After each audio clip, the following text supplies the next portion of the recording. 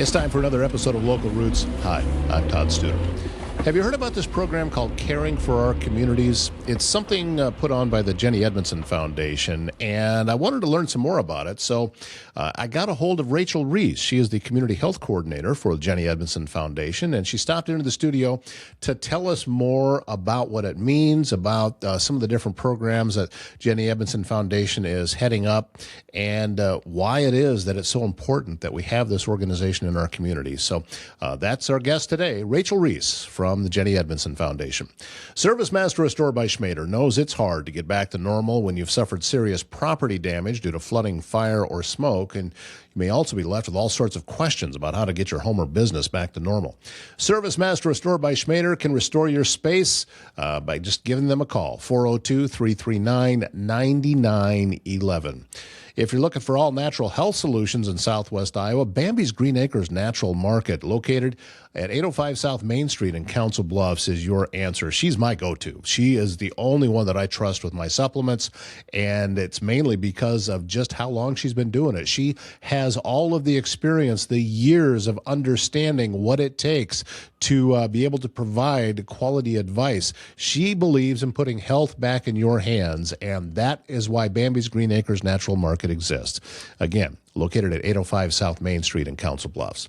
And HR Helix delivers fractional HR leadership and strategic people solutions for professional firms across our region, including right here in Southwest Iowa. Founded by Amy Luckenbill, HR Helix helps growing organizations that have outgrown do-it-yourself HR, not ready yet for a full-time executive. And Amy Luckenbill has a podcast. You can listen to it.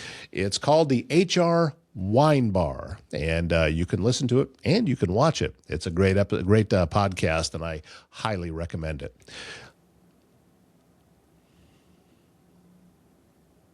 Rachel Reis joining us at the studios on Willow. Rachel is the Director of Community Health for Jennie Edmundson Foundation. Correct. Hey, cool. Yeah. Thanks for coming up. Absolutely. Thanks for having me. It's always a good time when I get to talk to you, regardless of where you might be in life. And I know that several years ago when you made the transition over to the Jennie Edmundson Foundation, I could tell when you were doing that there was an excitement. Yeah. And I knew that, I'm going to miss her in her previous job, but she's making the right move. Yeah, it was a confluence of events, right? My entire career has been about big picture system work and how do we address these huge issues in our society. Mm-hmm.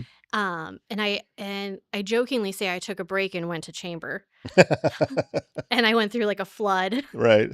a pandemic, and a bunch of other stuff. And it wasn't really the break that I was needing. And so I loved my time there. I think I learned a lot about myself. But this really starts to merge everything that I've ever done in my career together. And that's kind of cool. I think that we are all fortunate if we find something that we can do that defines us. Absolutely. And, I found mine a long time ago. Mm-hmm. And even though what I'm doing now is not the same as what I was doing before, it is still the same. It's all the same muscles. Yeah. It's just a different delivery. Absolutely. That's how this goes. And I know that it's the same for you, that it has to be something that you feel is a little bigger than you. Yes. And that's exactly really what it is that we do at Jennie Edmundson Foundation, is really looking at how do we look and support those people that are most vulnerable. And so I think for that, it really pushes me, because being a mom, being just a person that's in society nowadays, you want to see things be better.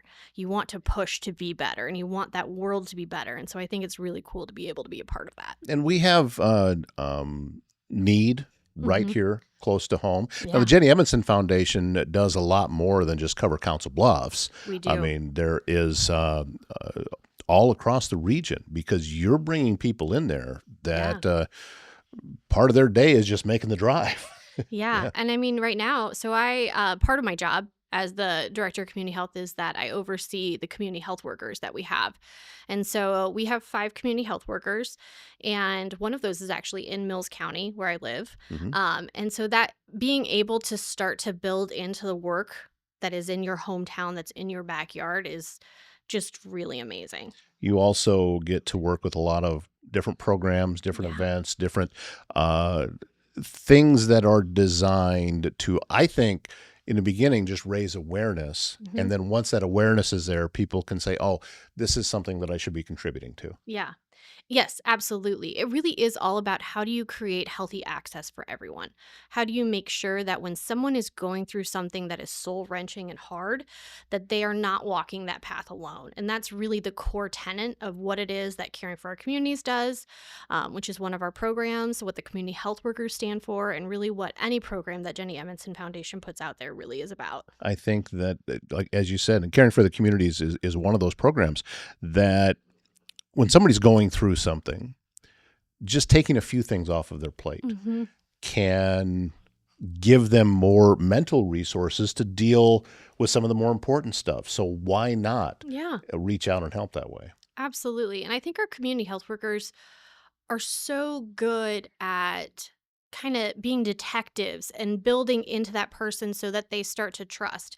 Because I think as people, it's really easy to have that sense of pride and to be like, I'm fine. There's someone else that needs it more than me. Give it to them, support them. But reality is that at any given point in time, we're the people that need the help. And so I think our community health workers are really good at building that rapport and supporting those individuals and really making it feel less scary to be vulnerable. And I think that's all we can do. Also, and I'm thinking back to, the Spirit of Courage Gala, and when we get an opportunity to hear some of the backstories Oh, and we yeah. hear the real people that are behind it, because we can get lost in statistics Yeah. and say, well, okay, you know, this happened to this person. Well, I went through something similar and this is what I did. So that's what has to happen over here. Yeah. But that's not the case. No. Often, I don't know of any two situations that are exactly the same. But Jennie Edmundson Foundation does such a good job of explaining things in a way that makes it real. Yeah. And I think what's good to remember and what I always talk to my community health workers about is what seems like a trauma and seems difficult to that person might not seem like that to us, but it is affecting them in a way that they can't sometimes see the next step forward. Mhm. And so if we can help them find that next step forward, and I think Spirit of Courage is a unique thing in getting to hear the vulnerability of people coming forward and sharing their journeys around cancer and cancer readmissions and all the things that go along with that. I think that there is something beautiful about that.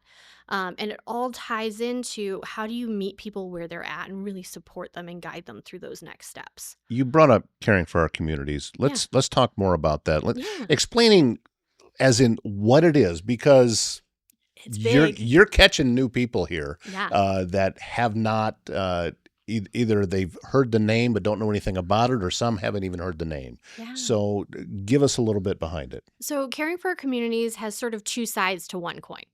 There's an internal and an external side. And really, the internal side is how do you meet that person, walk with that person through their hardest moments of their life, making sure that no one has to walk through it and figure it out alone. And that's what we're there for. That's what we're there to figure out, whether it's figuring out transportation, whether it's figuring out food access, whatever it is, we're there. The other side to that is how do we galvanize everybody that's in Council Bluffs, in Pot County, in Mills County, and across the Southwest Iowa region to come together to start to address these deep barriers and these deep system barriers that exist in our society. The system is deeply broken. The fact that we have as many homeless people as we do shows that the system is broken. And so we bring together over 35 plus organizations to really start to talk and have frank conversations where ego isn't in the room. And we're really about how do we actually solve the problems here and now? How do we actually work through and do that? And I think what's interesting is that it's happened organically and it's happened over time. Caring for our communities is something that's been around for 11 years and was really started by Jennie Edmundson Foundation and the hospital, and then also Connections Area Agency on Aging. And it was the idea that they were started to see that people just were going home without any supports, any resources. And so we were starting to see them again, and we felt like we were failing. And so, how do we take that next step to make sure that we're actually meeting the needs of the people that are coming through our hospital? And so, out of that partnership, and conversation, Caring for Our Communities was born. And then it just started to happen organically, where we started to invite friends and people and organizations. We were like, "You're doing great work. How do we support you? How about you come to the table and share your experiences, and we can talk through what it is that you add?" Because I think the more we can bring partners together and organizations, whether governmental, whether hospital, whether community based, together to really start to talk about the issues, then we're going to start to see, how do we actually change the system? How do we actually make a better, healthy access system so that everybody knows where they need to go and that we're all supported?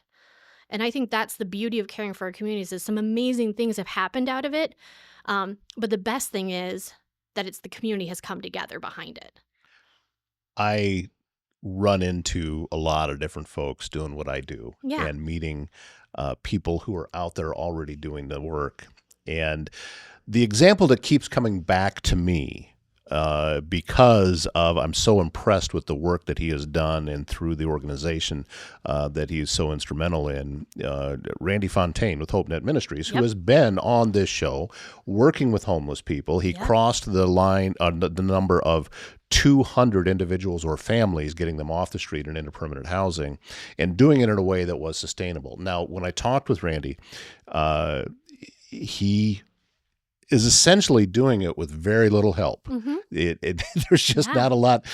not a lot behind it. So when I hear about Jennie Edmundson Foundation coming in and saying, "All right, let's talk to the people who are already out there, the Yep. organizations that are already out there," that encourages me, because a lot of times, not every time, but a lot of times, work is already being done. It just needs more of it. Yeah. And I think it's the natural thing of human beings to say, well, if I haven't heard about it, then it's not happening. Hmm. But reality is that might not be your area of expertise. There's no shame in that. It's okay to not have that be your area of expertise. And Randy and Jean and Bruce, they do amazing work. And Jean has been vital in the work around street homeless women and really putting a face to what is needed when they discharge out of the jail. And I think Randy comes to it from a space of, how do we start to really look at, how do we bring the faith-based communities forward? And so their voices at the table have been huge and instrumental in everything that we do. And I think that's an example of um, everybody works together. And we don't want people necessarily looking at, how do we create these silos and how do we continue our work forward, but how do we start to blend together and really start to talk strategically about, okay, if you're working with that person, you take the lead on that person, and then you tell me what you need from me so I can support you in working with that individual. It doesn't need to have 20 different case managers on one person, but we do need someone that is the lead and then that person has a solid relationship with, so that way we can push that person forward to stability. That's what's necessary. Because when we start to make them bounce around, that just isn't good and that feels Yeah. icky. And at that point, we start getting lost in the weeds, Yes. and we start. We're paying attention to processes, and we're paying attention to all of the different things that don't have as big of an effect Hmm. on what the goal is. So that all of these things, I think, is integrated into why this part of the state, and I'm going to even go further, that this part of the entire Midwest region is so special. Hmm. And because we see growth Hmm. happening here, we see a community past Neola to Underwood to Trainer to Glenwood to Malvern. It Hmm. goes past that. Hmm. That people from different communities feel like they're a part of the same thing. That's not common. No. But and programs like this, and from what Jennie Edmundson Foundation is doing, is one of the big reasons I think that is true. I think it's interesting because I don't know that you will find another program like this that funnels through a hospital. Hmm. And I think that that's due to the leadership that exists at the foundation. I think that's due to the leadership that exists at the hospital. This idea that it matters more what happens outside the four walls of our hospital. It matters just as much as what happens inside.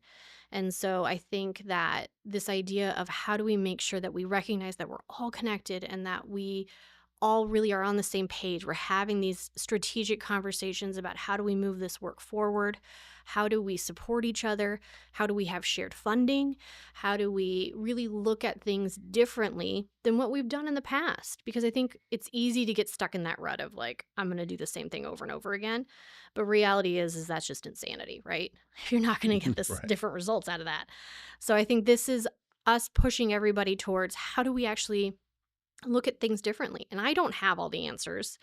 I wish I did. That would be fantastic. But it's fun to hear everybody else when they start to come up with ideas and thoughts. And then it's like, then you start to Mhm. see that ping pong, right? That like, okay, if you're doing that, then what if I do this? And then what if this happens over here? And then you start to see this whole system barrier piece kind of fall apart and people start coming together to solve these deep issues. And I think that is amazing and cool. And getting everyone on the same page as to what that issue is. Yes. That's huge. If you have everybody's got a same target Yeah. that they're shooting at here, then it starts to get a lot easier and it starts to get a lot more cooperative. And it can go past, this same philosophy works in a lot of different areas besides just what it is that you're doing. And it's great that an organization the size of the Jennie Edmundson Foundation is spearheading all of this and making sure that we do keep our eyes all looking in the same direction, because that's how cooperation happens. That's how problems truly get solved. Too many times now in society, we can't even agree on what the problem is. Yeah. And, Oh, yeah. and so we start looking at symptoms instead of what the true problem is. Actually solving it. For Yeah, what it is. yeah, exactly. Yeah. So I was thrilled when you said you were coming up here to talk about this today, and I knew that it was going to be a good conversation because we have these issues. Look around town here, whether it's here in Council Bluffs or any place, problems do exist, but I'm also a believer that every problem has a solution. It's just whether or not you're willing to do it. So people are on the ground doing it. They're making it happen. And I would say, like, for anybody that is new and that's listening to this and wanting to understand more and feeling like they have a gap in knowledge, reach out to us. I think both Tara and I are always willing to grab coffee and to make sure that people understand and hear what we're seeing from even a data lens or even just an anecdotal lens, and why we're doing it the way we're doing it. Because I think it's really easy to say it's getting worse, it's getting horrible, it doesn't feel like we're seeing any movement, but we are. It's slow incremental movement, but we are. And I think that the best thing is that trust the community organizations that have been doing this for a very long time. Trust that they understand what best practice is, that they understand what evidence-based looks like, that they know on some level what they're doing.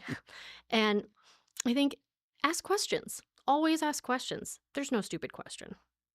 Well, I may be able to challenge that statement, but how can people help? How can they get involved? How can communities? I mean, you're caring for the communities, but how can the communities return the favor?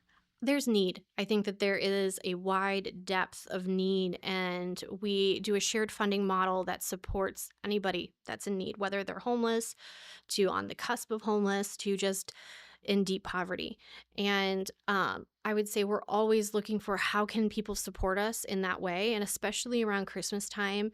I think we all feel that crunch. Gas prices are up. Grocery prices are insane. Housing is Yep. insane. Like, and you're talking to people that are just barely making it. And so I think that if there is a way and a will and you're looking for a space to how do I give to support all the organizations, that's one way to do it. And so you can go to jehfoundation.org and just follow the donate up to us page, and they can get involved there. If you're wanting to get more involved and you're wanting to understand more and give time, because we're always looking for time and talent, please reach out to us. There's a contact us on that same page, and we're always willing to have a conversation and to see where you can fit in.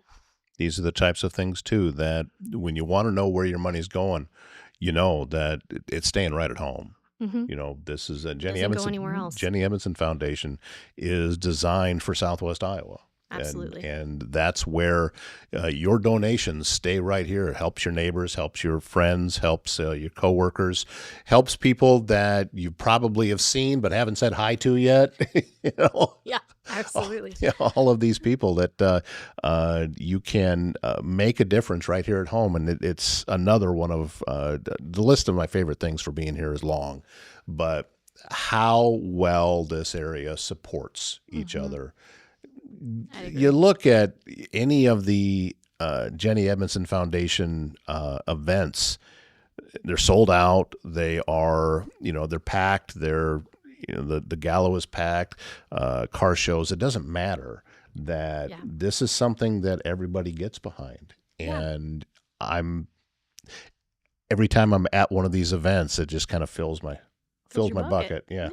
And I mean, healthy access and being able to understand and walk through those hard moments, that surpasses everything. That can hit anybody. Everybody knows what that feels like to have a health crisis. Mm-hmm.